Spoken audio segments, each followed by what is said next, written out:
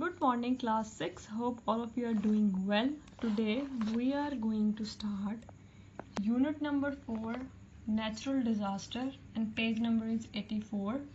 Today we are going to read a poetry, Wedding in the Flood. The following poem is about a wedding party returning in heavy rain. The bride is being carried in a palanquin and two strong boys are carrying her dowry, a coat-looking glass and tin trunk. It has been raining all day and the wedding party is late arriving in the ferry to be taken across the Swallowen River. Okay ये poem है तौफीक रफ़त जो है उन्होंने poem लिखी हुई है. इस poem basically इसमें हम बात करें कि एक वेडिंग एक शादी है जो वापस आ रही है. एक बहुत मतलब सैलाब का मौसम है और वक्त है और बारिश हो रही है और जो वो शादी करके जो है वो वापस आ रहे हैं. फेरी बोलते हैं कश्ती को, छोटी सी कश्ती को, उसमें बोट में वापस आ रहे हैं. और पालकिन बोलते हैं बेसिकली पालकी को जिसमें दुल्हन को जो है वो बिठा कर लाते हैं. और साथ में वो जहेज़ का डावरी बोलते हैं जहेज़ को जिसमें उसके पास क्या कोट है, एक आईना है और एक टिन का जो है वो ट्रंक है, संदूक है. अब हम आगे पोइम पढ़ेंगे उसमें क्या बात करें.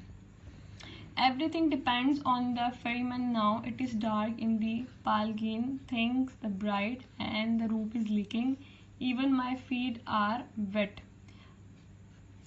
फेरीमैन बोलते हैं वो जो कश्ती चलाने वाले को, ठीक है, और पालकिन बोलते हैं पालकी को. अच्छा, एवरीथिंग डिपेंड, हर चीज़ जो थी वो अब इन्हिसार करी थी, किस पर मुनहसर थी, उस कश्ती चलाने वाले पर. It is dark in the palanquin, thinks the bride. जो दुल्हन है, जो ब्राइड है, वो पालकी में जो बैठी हुई है वो ये सोच रही है कि हर चीज़ क्या है, काली है, मतलब अंधेरा है. And the roof is leaking, और जो उसकी छत है वो भी टपक रही है, उसके जो पाँव हैं वो गीले हो चुके हैं. Not a familiar face around me, कोई भी चेहरा जो है वो उसके पास कोई पहचाना हुआ नहीं है. As I peep through the curtains, उसने उस पालकी के पर्दों को जो है वो पीछे कर देखा है. पीप बोलते हैं लुक क्विकली, जल्दी से देखना. I am cold and scared, मतलब मैं बहुत ठंडी हूँ और खौफजदा हूँ. The rain will ruin coat trunk and looking glass, और जो बारिश है उसने उसका कोट, उसका संदूक और उसका आईना जो है वो खराब कर दिया है. What sort of a man is my husband, दुल्हन जो है वो सोच रही है कि मेरा शौहर किस किस्म का इंसान है. दे वुड हरी, उनको जल्दी है, but their feet are slipping, लेकिन उनके पाँव जो है वो फिसल रहे हैं. And there is a swollen river to cross, cross बोलते हैं अबूर, पार करने को. उन्हें बहुत जल्दी है लेकिन वो बारिश की वजह से उनके पाँव जो है वो जगह गीली है, उनके स्लिप हो रहे हैं. लेकिन उन्हें एक बहुत बहता हुआ जो दरिया है, जो सैलाब से भरा हुआ है, उनको उसको पार करना है.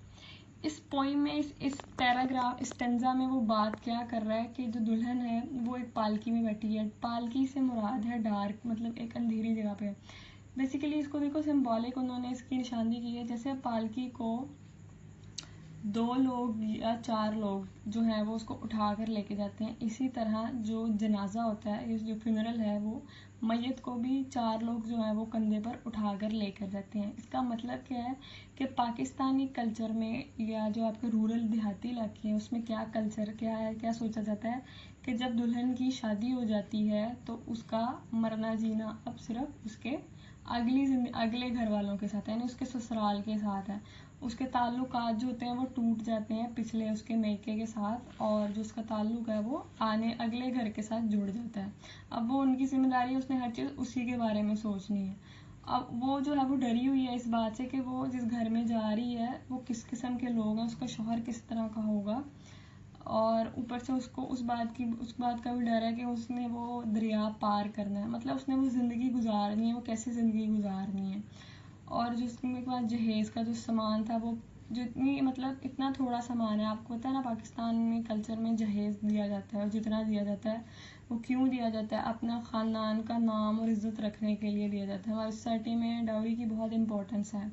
तो ये जो इतना थोड़ा सा सामान है ये शो करता है इस बात को कि उनकी जो मटीरियलिस्टिक कंडीशन, जो उनकी माली हालत है वो कितनी अच्छी नहीं है दुल्हन वालों की.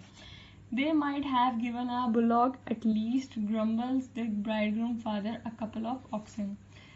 ये जो दुल्हे का जो ब्राइडग्रूम फादर, दुल्हे का जो बाप है, वो सोच रहा है कि उन्हें बैलों का जोड़ा देना चाहिए था, और साथ में जो ये बैलॉक बोलते हैं यंग, नौजवान, छोटी बैल को, और इसके अलावा जो है उसको बैल का जोड़ा देना चाहिए था। ग्रम्बल बोलते हैं कंप्लेन करने को। Would have come in handy at the next ploughing, ये उनके हाथ में आती। प्लोइंग बोलते हैं हल चलाने को। जब वो आगे अगली बार हल चलाते या काश्तकारी करते तो उसमें उसको काम आती। Instead we are landed with a coat, a thin trunk and a looking glass, जबकि हमें इसकी बजाय क्या दे दिया हुआ, एक कोट और एक संदूक दे दिया और एक आईन शीशा दे दिया। All the things that she will use, और ये सारी चीज़ें उसने इस्तेमाल करनी है, उसके उनके दूल्हे के घर वालों के लिए इसका कोई इस्तेमाल नहीं है, वो बेकार है। Dear God how the rain is coming down, ओ खुदाया बारिश किस तरह आती जा रही है। The silly girl been licking too many pots, I did not like the look of the river. ये एक मुहावरा है, licking too many pots. It's a proverb in Pakistani culture के जो दुल्हन जो है वो बर्तन या देचकियाँ जो है वो लिकिंग पॉट्स जो है वो जो लिख कर ये चाटती है उसको, वो कहते हैं जी कि उसकी जब शादी होती है तो उसके उस दिन बहुत ज़्यादा बारिश होती है। तो ये प्रोवर्ब है कि शायद उसने बहुत ज़्यादा जो है वो पॉट्स जो है वो उसने चाटे हैं, तो इसलिए जो है वो बारिश हो रही है उसकी शादी पर। और साथ में नीचे वो क्या कह रहा है, वो दरिया जो बह रहा है उसको बिल्कुल पसंद नहीं आ रहा जो सुबह वो क्रॉस कर आया। Come back before 3, the freeman said. Oh, you will not be find me here. I hope he waits. We are late by an hour or perhaps 2, but who ever heard of a marriage party arriving on time? The light is poor and the path is treacherous. Treacherous बोलते हैं dangerous, खतरनाक को, but it is the river I most of all fear. लेकिन अच्छा, इसमें क्या वो बात कर रहा है कि जो लड़के का बाप है वो जहेज के बारे में सोचता है, उसका बहुत मटीरियलिस्टिक माइंड है, उसको पैसों से गर्ज है, उसको बिल्कुल लड़की से गर्ज नहीं है। वो देख रहा है कि वो जहेज में क्या 2-3 चीज़ें लेकर आई है, वो भी उसके इस्तेमाल की है, उसके घर वालों के तो बिल्कुल इस्तेमाल की नहीं है, वो किसी काम की नहीं है। तो ये एक अलमी है हमारी सोसाइटी का, हम क्या सोचते हैं। इसके अलावा वो बात कर रहे हैं फ्री मैन की बात कर रहे, जो कश्ती चलाने वाला, वो कह रहा है जी कि आपने 3 बजे से पहले आना है, लेकिन फिर भी कौन शादी पे जल्दी पहुंचता है, लेकिन वो फिर भी जो है वो उन्हें आते हुए देर हो गई है। लेकिन वो फ्री मैन जो है, क्योंकि हर एक जानता है कि पार्टी वापस आएगी तो उसे पैसे कमा सकता है, तो वो इसका इंतज़ार करता है। जबकि दूसरी तरफ क्या है, लाइट बहुत कम है और जो रास्ता है जो उन्होंने क्रॉस करके जाना है वो बहुत खतरनाक है। ठीक है, bride groom and bride and parents and all, and a free man waits. He knows you will come, for there is no other way to cross. जो दूल्हा और दुल्हन जो उसके माँ बाप हैं वो जानते हैं कि जो कश्ती से चलाने वाला है वो उनका इंतज़ार ज़रूर करेगा, क्योंकि इसके अलावा और कोई तरीका नहीं है उसको मतलब वहाँ से जाने का। And a wedding party always पे एक्स्ट्रा, और इस तरह उसको वेडिंग पार्टी के ज़रिए वो 4 पैसे भी वो कमा लेगा। तो जो पार्टी है, द रिवर इज़ राइजिंग, दरिया जो है वो बढ़ता जा रहा है उसका पानी का लेवल, सो क्विकली अबॉर्ड, और वो लोग जो हैं उसमें सवार हो गए हैं उस कश्ती में। With your coat, tin trunk and the looking glass that the long homeward journey can begin, वो कश्ती में सवार हो गए हैं अब उस कोट, ट्रंक और शीशे के साथ में, और वो उनकी घर के जानिब जो है वो मंजिल वो बढ़ पड़े हैं घर जाने की तरफ को। Who has seen such a brown and angry river, or can find words of the way of fairy saw the way, and that the disgorges बोलते हैं pour out, बहने को। अब वो सामान के साथ जो है वो घर की तरफ बढ़ना शुरू हो गए हैं, लेकिन वो क्या देख रहे हैं, एक भूरे रंग का, मतलब उसमें फ्लड है ना तो उसमें मिट्टी भी होगी तो इसलिए उसका रंग ऐसा है दरिया का, और मतलब जो तेज़ बहता हुआ उसका पानी जो है वो दरिया जो है उसको क्रॉस कर रहे हैं, साथ में दरिया पानी जो है वो बहता जा रहा है, वो कश्ती से देख रहे हैं, और स्क्रीमिंग, और साथ में वो ज़ाहिर है जब फ्लड है तो पानी बह रहा है, सैलाब है तो बहुत वो एक शोर भी करेगा उसके साथ में, स्क्रीमिंग बोलते हैं शोर को। The clarion fill with water, जो clarion fill with water, clarion बोलते हैं एक बांसुरी की तरह का एक इंस्ट्रूमेंट होता है, उसमें पानी भर गया। देखो शादी जो है बहुत खुशी का इवेंट है, लेकिन फ्लड के मौसम में, सैलाब के मौसम में वो कर रहे हैं तो उनको साथ में प्रॉब्लम्स हैं, मसले मसाइल हैं।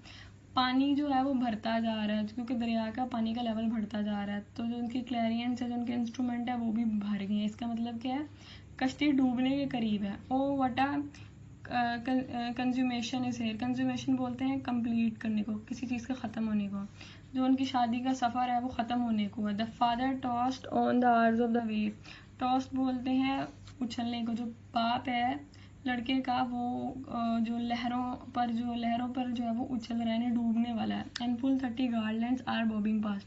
30 गार्लैंड्स बोलते हैं हार को, यानी इससे मुराद है कि तकरीबन 30 लोग होंगे, ठीक है, जो उस पानी जो वेव्स की वजह से जो है वो ऊपर नीचे हो रहे हैं, यानी पानी में डूब रहे हैं। बॉबिंग पास्ट बोलते हैं मूवमेंट को। The bridegroom heaved on the heavy tide. Heaved बोलते हैं लिफ्ट पुल, और जो दूल्हा है वो कोशिश कर रहा है कि वो किसी तरह से उस लहरों में से होता हुआ जो है वो अपने आप को बचा ले। At in an eddy, eddy बोलते हैं वर्लपूल को, यानी भंवर को। अमंग द विलोज, विलोज बोलते हैं वो जो ट्रीज होती हैं ना, श्रब्स होती हैं दरिया के किनारे में जो छोटा सा रास्ता बना होता है, नदी जहाँ पे बह रही होती है। द कोय ब्राइड, कोय बोलते हैं शर्मीली या मॉडेस्ट को। अच्छा, अब ये देखो वो सफ़र ख़त्म होने जा रहा है, जिसका बाप, जो सारे के सारे लोग जो हैं वो पानी में जो है वो डूब गए हैं, ठीक है, वो पानी में डूब गए हैं, और तकरीबन, और जो वो ब्राइड है वो भी डूब गई है। इसका मतलब क्या है कि जो फ्लड का मौसम, जो फ्लडी सीज़न है वो इतना सूटेबल नहीं है शादी के लिए। लेकिन इसका दूसरा मीनिंग देखो क्या है कि जब आप शादी करके आते हैं तो आपकी ज़िंदगी का जो है वो सफ़र शुरू होता है, आपको उसमें बहुत मुश्किलात का सामना करना पड़ता है। यहाँ पर जो लड़के वाला है, जो लड़के हैं, जो यूथ, जो जब नया बंदा होता है वो बहुत मटीरियलिस्टिक, एक तरफ मटीरियलिस्टिक सोच है, बहुत पैसों के बारे में, और जो लड़का है वो फिजिकल ब्यूटी के बारे में भी सोच है। जो लड़का है वो फिजिकल ब्यूटी के बारे में सोच रहा है कि उसकी बीवी कैसी है, कितनी खूबसूरत है, इस तरह। जबकि उसको इस बात से भी कोई फ़र्क नहीं पड़ेगा, उस बारे में नहीं सोच रहा कि वो सीरत की कैसी है या वो कितनी कामयाब है, ठीक है ना। जो फ्लड है ना, इसका दूसरा मतलब ये है कि जो सैलाब, जो मतलब ये जो फ्लड है ये आहिस्ता आहिस्ता ख़त्म कर रहा है। सिंबॉलिक मीनिंग है कि ख़त्म कर रहा है किसी चीज़ को, अरेंज मैरिजेस को, कल्चरल जो आपके ट्रेडिशन को ख़त्म कर रहा है। किससे? मॉडर्नाइजेशन जो है जो वो उसको ख़त्म करती जा रही है। और इसका एंड कुछ इस तरह का है जो कि वो लोग जो सब सोच रहे हैं, कोई फिजिकल ब्यूटी के बारे में सोच रहा है, कोई इकोनॉमिक पर्सपेक्टिव के बारे, पैसों के बारे में सोच रहा है, वो सब के एंड पे ख़त्म हो गए हैं, वो डूब गए हैं उसमें। ओके क्लास, क्या आपकी समरी थी इसकी? आप इसको रिवाइज़ करें अच्छे से इस लेक्चर को, और